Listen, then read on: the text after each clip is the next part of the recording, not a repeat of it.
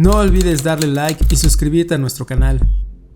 Había pasado todo el día caminando por los bosques de los Apalaches. Era una de esas caminatas largas, silenciosas, donde el tiempo parece estirarse y el mundo moderno deja de existir.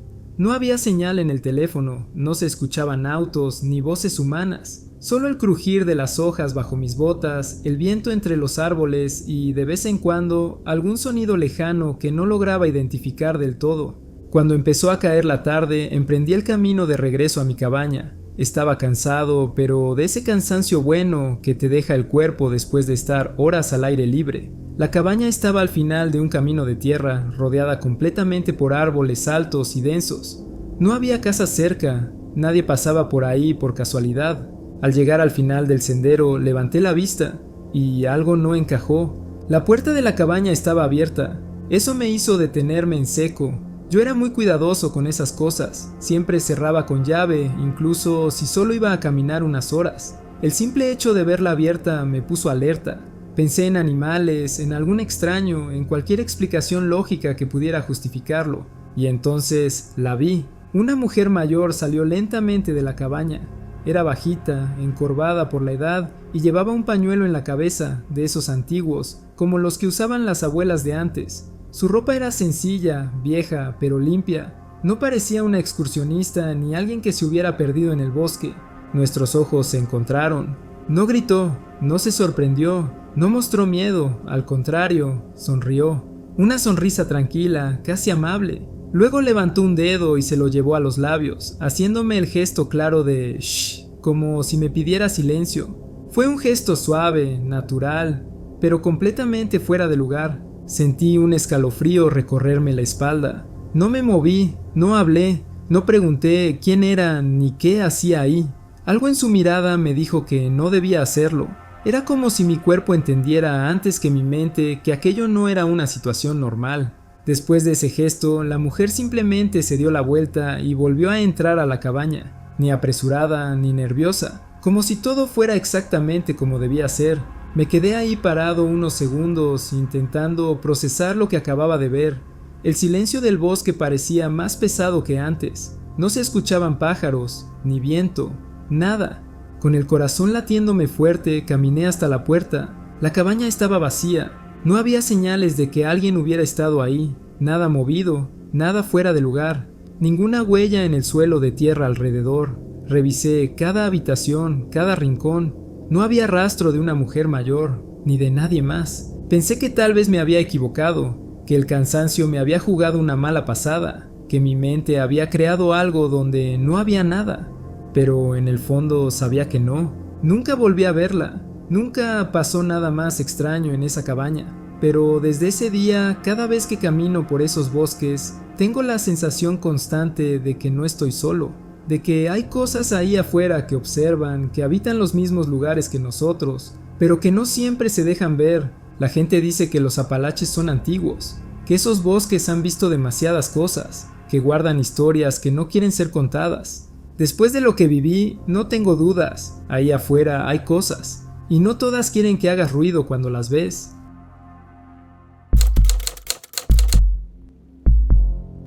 Tenía unos 9 o 10 años, en plena década de los 80, cuando tuve un sueño que, incluso para los estándares de la infancia, era demasiado claro. No fue uno de esos sueños borrosos que se olvidan al despertar. Fue nítido, detallado, con una lógica propia que se quedó conmigo durante mucho tiempo. En el sueño caminaba por un pasillo que no reconocía y entraba a un dormitorio. Dentro había 2 niñas, más o menos de mi edad, sentadas sobre una cama, escuchando música. No parecían sorprendidas de verme. Al contrario, me miraron como si me estuvieran esperando, como si mi llegada fuera algo que ya estaba contemplado. Yo no sabía quiénes eran, nunca las había visto antes. Aún así, en el sueño no sentí miedo ni incomodidad. Todo parecía normal, demasiado normal. Había detalles muy específicos que se me quedaron grabados incluso después de despertar. La cama era un waterbed, de esos tan populares en esa época, con un enorme cabecero lleno de repisas. En las repisas había curiosidades, figuritas y objetos decorativos. El cabecero tenía grabados ornamentales y un ribete de latón barato, muy típico del estilo de muebles de finales de los 80. Las paredes estaban cubiertas con un papel tapiz a cuadros en tonos beige y caqui, otro detalle muy propio de esos años. Cuando desperté, recuerdo haber pensado que había sido un sueño raro, pero nada más. No le di mayor importancia. Con el tiempo, como pasa con muchos sueños de la infancia, quedó archivado en algún rincón de mi memoria. Meses después, ese mismo verano, mi familia y yo nos fuimos de vacaciones. En el camino hicimos una parada especial en Colorado para visitar a unos primos lejanos, parientes con los que no teníamos mucho contacto. Yo nunca había estado en su casa ni conocía a sus hijos. Al llegar, los adultos se pusieron a platicar, como siempre hacen. Después de un rato, alguien dijo que yo debía ir al final del pasillo para conocer a las hijas de la familia y no aburrirme con la conversación de los mayores. Caminé por el pasillo, y en cuanto llegué a la puerta del dormitorio, algo dentro de mí se encogió. Entré, y el mundo se me vino encima. La habitación era exactamente la misma que había visto en el sueño. No parecida, no similar, exacta.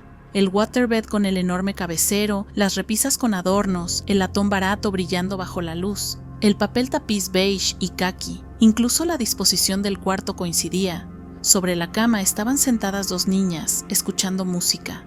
Me miraron, no con sorpresa, no con curiosidad exagerada. Me miraron como si, de algún modo, ya me conocieran. Eran mis primas terceras. Nos presentamos, hablamos, pasamos el rato, jugamos un poco, escuchamos música, conversamos como lo hacen los niños que acaban de conocerse. Todo fue completamente normal, salvo por el hecho de que yo estaba viviendo algo que ya había vivido antes, en otro lugar, en otro tiempo.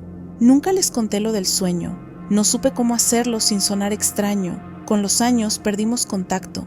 Nunca volví a verlas ni a hablar con ellas, pero hasta el día de hoy recuerdo ese momento con una mezcla de inquietud y asombro. No sé si fue una coincidencia imposible, no sé si fue un recuerdo adelantado, no sé si por alguna razón mi mente visitó ese lugar antes de que mi cuerpo lo hiciera. Solo sé que, a veces, los sueños no inventan escenarios. A veces simplemente nos muestran algo que todavía no ha ocurrido.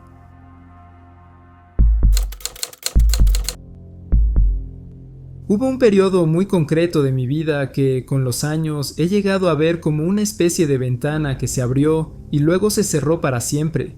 Tenía alrededor de 18 años. No fue antes ni después. Solo en ese punto exacto comenzaron unos sueños que, incluso ahora, más de 2 décadas después, siguen siendo los más vívidos que he tenido jamás. No eran sueños comunes, no cambiaban de escenario ni de lógica como suele pasar. Eran repetitivos, consistentes, casi insistentes. Cada vez que dormía, regresaba al mismo lugar, al mismo cuerpo, a la misma sensación de ser alguien más. En esos sueños yo era un chavo distinto. Podía verme con claridad, como si estuviera observándome desde dentro y desde fuera al mismo tiempo. Tenía la piel clara, el cabello chino, un poco largo y una actitud que no se parecía del todo a la mía en esa época. Vestía chamarras de piel, casi siempre negras o cafés oscuras, pesadas, con ese olor característico que solo tiene el cuero. Me quedaban como una segunda piel, y siempre estaba la moto. No recuerdo un solo sueño sin ella. A veces la estaba manejando, otras veces solo estaba ahí, apoyado sobre ella, con el motor apagado pero presente como si fuera parte de mí. Recuerdo el sonido grave del motor, la vibración que se sentía en el pecho, el viento golpeando la cara. No eran detalles inventados, eran sensaciones completas, físicas, reales. Lo más extraño era que dentro del sueño no había sorpresa. No había preguntas, yo no pensaba, esto no soy yo o ¿por qué estoy aquí? Simplemente lo era, como si esa identidad fuera tan legítima como la que tenía al despertar. Me movía con naturalidad, con una seguridad que incluso en mi vida real no siempre sentía. Eran fragmentos de vida, no historias completas. A veces solo era una imagen, verme reflejado en una vitrina, reconocer ese rostro como propio. Otras veces estar detenido en una calle que no conozco, con luces nocturnas, esperando algo que nunca terminaba de llegar. No había diálogos importantes ni eventos espectaculares. Justamente por eso se sentían reales, porque eran momentos cotidianos. Conforme esos sueños se repitieron, empezó a crecer en mí una sensación difícil de explicar. No fue una idea que razonara, ni una conclusión a la que llegara pensando. Fue algo más profundo, más silencioso, una certeza que se iba formando sola. Esa vida no había continuado más allá de cierta edad. 18. Había algo definitivo en ese número, como si al llegar ahí todo se hubiera detenido, y junto con esa sensación apareció otra, todavía más incómoda. La moto había sido el final. No veía el choque, no soñaba sangre, ni sirenas, ni dolor, pero sentía que el destino estaba ligado a ella, como si el accidente hubiera sido tan rápido que no dejó recuerdos, solo el eco. Y entonces, de la misma forma inexplicable en que comenzaron, los sueños se fueron. Al cumplir esa edad dejaron de aparecer, no poco a poco, no de manera gradual, simplemente no volvieron. Dormí noches completas sin ellos y al principio me pareció extraño, casi como si hubiera perdido algo. Luego la vida siguió. Hoy tengo 42 años. Nunca más he vuelto a soñar con ese chavo, con la chamarra de piel, ni con la moto. Pero eso no significa que se haya borrado. La imagen sigue intacta en mi mente.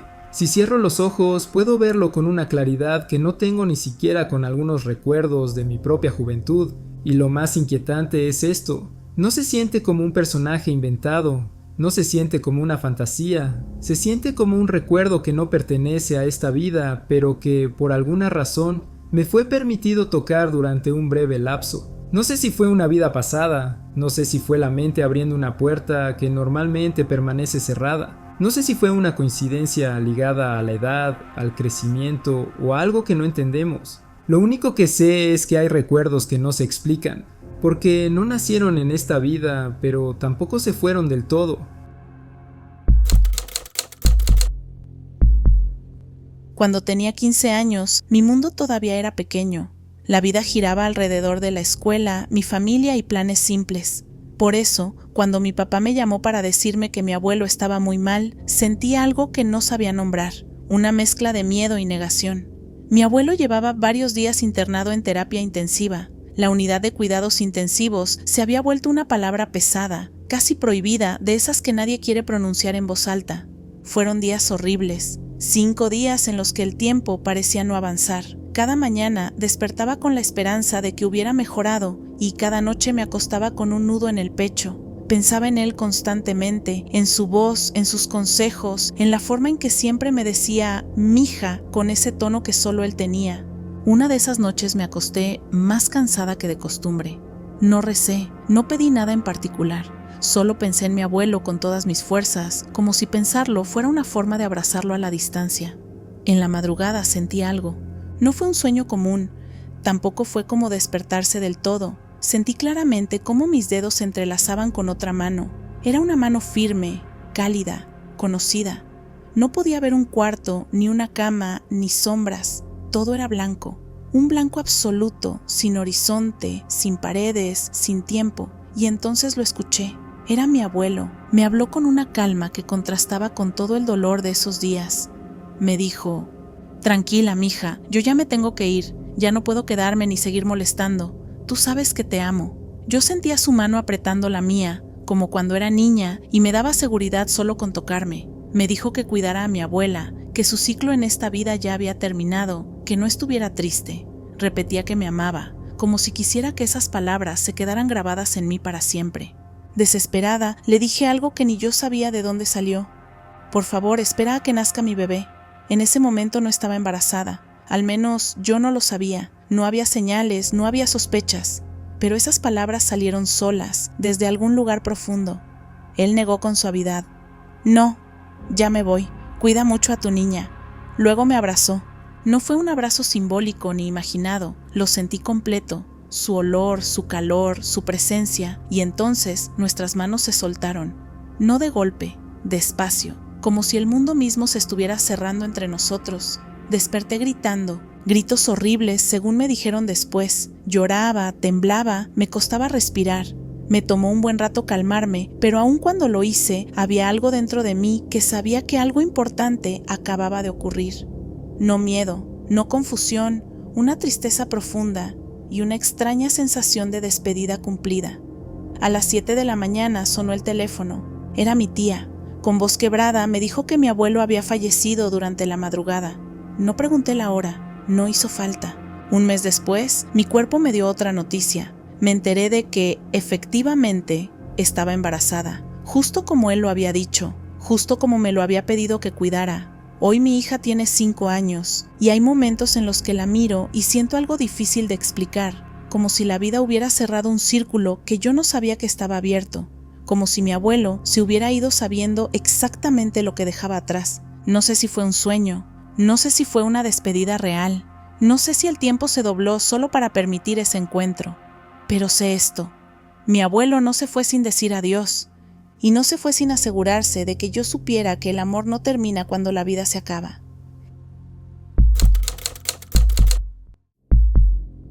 Esta historia no es mía directamente. Viene de mi abuelo, un hombre al que nunca vi exagerar nada, ni siquiera cuando hablaba de cosas realmente graves. Sirvió en la Real Fuerza Aérea Australiana como piloto de helicóptero y fue enviado a Vietnam prácticamente en cuanto se enlistó. La guerra acababa de comenzar y él volaba un helicóptero Iroquois, uno de esos aparatos que se vuelven una extensión del cuerpo cuando pasas suficientes horas dentro. Durante la guerra, su trabajo era llevar suministros, evacuar heridos y apoyar a las tropas en tierra. Uno de esos destinos fue Long Tan, justo en el momento en que se desató la batalla.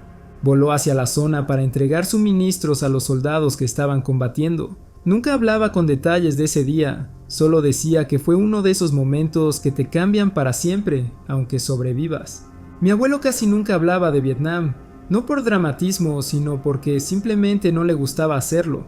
Era un hombre práctico, directo, poco dado a supersticiones o historias raras. Por eso, cuando contó esto años después, todos le creímos. Hace unos 12 años regresó a Vietnam. Fue un viaje tranquilo, turístico en apariencia, una forma de cerrar ciclos.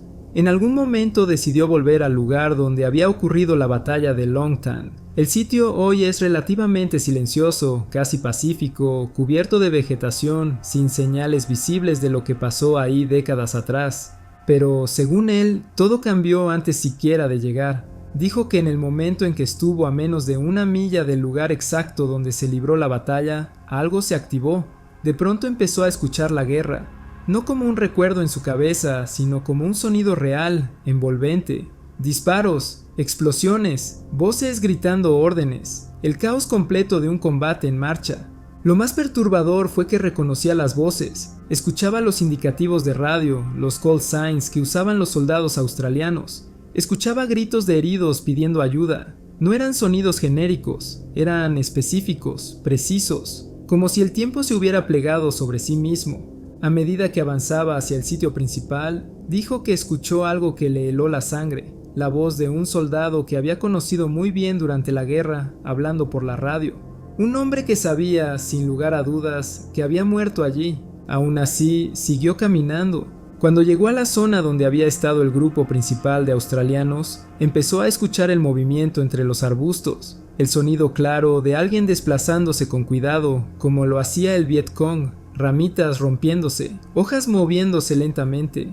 El tipo de sonido que, en la guerra, te pone los nervios de punta porque sabes que no estás solo, pero estaba solo. No había nadie alrededor, no había animales visibles, solo selva y los sonidos. Mi abuelo dijo que en ningún momento sintió pánico, pero sí un respeto profundo, una sensación pesada, solemne, como si el lugar no hubiera terminado de soltar lo que ocurrió ahí, como si algo se repitiera una y otra vez, atrapado en ese espacio. Él no cree en fantasmas, nunca lo ha hecho, pero ese día dijo algo que jamás le había escuchado antes, que sentía que los espíritus de los hombres que murieron allí seguían viviendo esa batalla, una y otra vez, incapaces de abandonarla. Después de eso, se fue. No se quedó mucho tiempo, no volvió a hablar del tema durante años. De hecho, rara vez habla de Vietnam en general, pero cuando cuenta esta historia, su tono cambia. No hay emoción exagerada, no hay dramatismo, solo una certeza tranquila de haber experimentado algo que no tiene explicación lógica, y viniendo de alguien como él, eso es lo que la hace verdaderamente inquietante. Me pasó cuando todavía estaba en el liceo. Yo estudiaba en el turno de la tarde, uno de esos horarios en los que el día ya viene cansado y todo se siente más lento. Ese día parecía normal hasta que a mitad de la jornada nos avisaron que los profesores de las materias que aún faltaban no podrían dar clase. En la práctica, eso significaba que el resto del tiempo quedaba libre. La mayoría de mis compañeros se quedaron dando vueltas por el plantel, charlando, sentados en los pasillos o esperando a que pasaran las horas. Yo, en cambio, sentí algo raro. No era miedo ni ansiedad clara, era una incomodidad profunda, como si no debiera estar ahí, una necesidad casi física de irme. Fui a buscar a mi papá, que también trabajaba en la institución. Le dije que me iba a casa. Él me pidió que lo esperara hasta que terminara su turno para irnos juntos. Era lo lógico, siempre lo hacíamos así, pero ese día no quise. Le dije que no, que prefería irme sola. Insistí más de lo normal, tanto que al final aceptó acompañarme solo hasta la parada de buses. No sé por qué necesitaba eso, no tenía una razón clara, solo la certeza de que no quería quedarme ni un minuto más dentro del liceo. Caminamos juntos hasta la parada, nos despedimos, subí al bus y me fui a casa. 2 horas después, ya estando en mi cuarto, sonó el teléfono. Era mi mamá. Su voz estaba alterada, casi desesperada. Me preguntó de golpe dónde estaba. Cuando le dije que estaba en la casa, se quedó en silencio un segundo largo, como si necesitara procesarlo. Después, su tono cambió por completo. Se calmó, pero empezó a explicarme lo que había pasado. La habían llamado del liceo. Un rato después de que yo me fuera, un grupo de chicos de otra institución había entrado al plantel armados con palos, bates, piedras y material incendiario. No fue una pelea menor, fue un ataque. Atacaron a cualquiera que se cruzara en su camino. Golpearon alumnos, maestros, a muchas chicas las arrastraron del cabello por los pasillos y el patio. El caos fue total. Mi papá estaba ahí. Al enterarme, sentí que el estómago se me caía. Mi mamá me contó que a mi papá le habían roto la nariz de un batazo cuando intentó defender a sus alumnos. Aún así, logró meter a varios chicos en un salón y trancar la puerta justo en el momento en que lo golpearon. No se movió de ahí. Aguantó, sangrando, hasta asegurarse de que no pudieran entrar. Eso fue lo que evitó que les hicieran algo peor. A mi mamá la habían llamado porque muchos de mis compañeros seguían en el liceo cuando ocurrió todo. Como nadie sabía que yo me había ido, mi papá no le avisó porque prestó su teléfono a otro estudiante para que llamara a sus padres. Asumieron que yo estaba entre los afectados. Pensaron lo peor. Cuando entendí toda la situación, me invadió un temblor que no pude controlar. Si me hubiera quedado, si hubiera esperado a mi papá, si no hubiera insistido en irme, si no le hubiera pedido que me acompañara hasta la parada, no sé qué me habría pasado. No tengo cómo explicar esa sensación que me empujó a salir de ahí. No fue una voz, no fue una visión, fue una certeza muda, una urgencia sin forma, pero tan fuerte que me salvó. Desde ese día aprendí algo que nunca olvidé. A veces el instinto sabe cosas que la mente no puede explicar, y escuchar esa corazonada puede ser la diferencia entre estar a salvo y quedar atrapado en el lugar equivocado, en el peor momento posible. Antes de terminar este video, queremos darnos la oportunidad de saludar y agradecer a nuestra comunidad de tenebrosos. Valoramos mucho su apoyo. Cada suscriptor, cada comentario, cada like nos motivan a seguir creciendo y mejorando. Ustedes nos dan la oportunidad de hacer algo que nos apasiona y recuerden que si tienen una historia para compartir con nosotros, no olviden enviarla a nuestro correo electrónico que está en la descripción del video. Nos vemos en el próximo universo.